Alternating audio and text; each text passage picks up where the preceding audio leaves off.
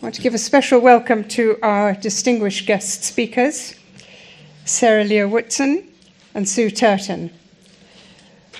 Both of them, thank you.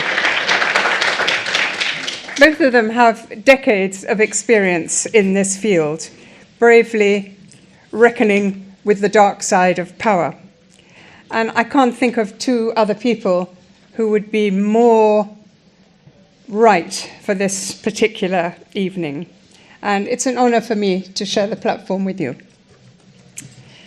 Of course, the planned assassination of Jamal Khashoggi was a state crime of the most grotesque and ghastly event inside an embassy in Istanbul, the Saudi embassy.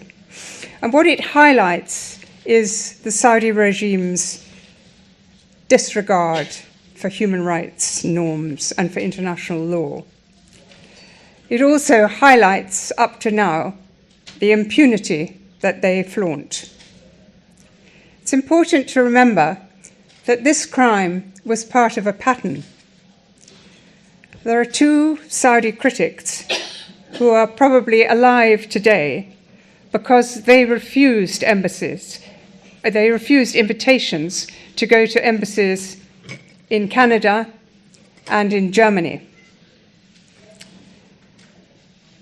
Then there are three princes who were kidnapped in Morocco and France, and they have joined the large numbers, the unknown numbers of disappeared inside the kingdom.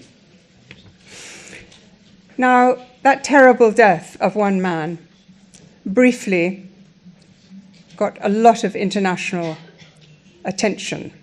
It got that attention because the journalists who were his colleagues and remain feeling like his colleagues made absolutely sure to write, to speak, to do films, and everything that could possibly be done to support his memory and to work towards some kind of non-impunity.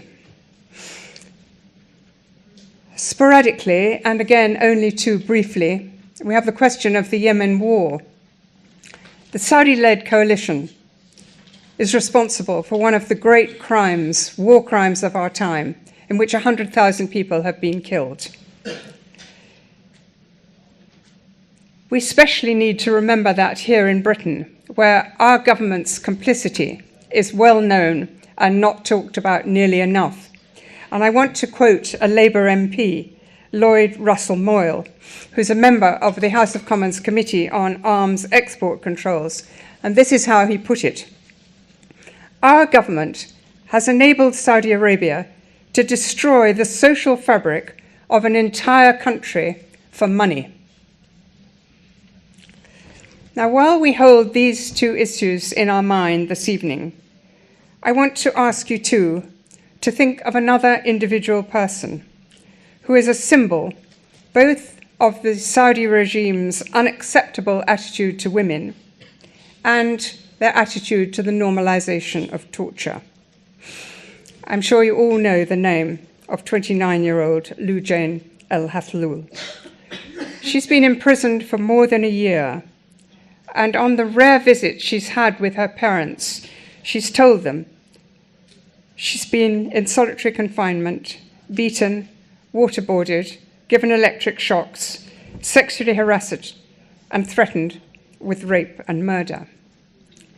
This summer, she was offered freedom if she would make a video denying that she was tortured.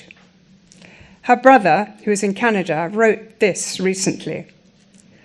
When the state security asked her to sign the document for the video release, my baby sister immediately ripped the document.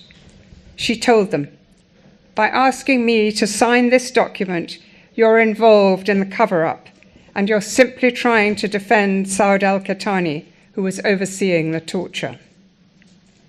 Mr. Qahtani, as you know, a former top advisor to Crown Prince Mohammed bin Salman, was removed from his post after he was implicated in the murder of Jamal Khashoggi.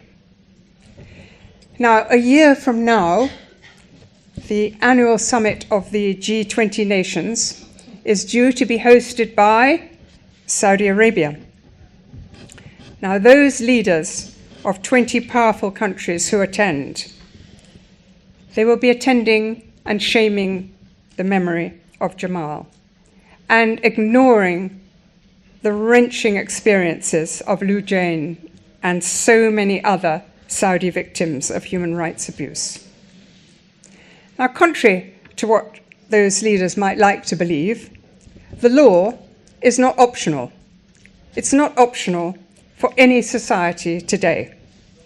Now, lawyers and journalists, like our two speakers, have far-reaching voices, and they speak, I know they speak, for a wider world which cares more about justice and peace and is not intimidated by money and power. So now I want to welcome, with great pleasure, our first speaker, Sarah Leah Whitson. I'm sure you mostly know she's a leading voice on all these issues. She's an American lawyer, a graduate of the University of California, Berkeley, and of Harvard. And she's currently Executive Director of Human Rights Watch North Africa and Middle Eastern Division, where she's worked since 2004. She's led dozens of advocacy and investigative missions throughout the region. And she focuses on all the issues that bring us together tonight. She's written many, many papers, given endless interviews, written so many op-eds for many newspapers. And I know that she is a guiding inspiration for many of us here. Thank you for coming.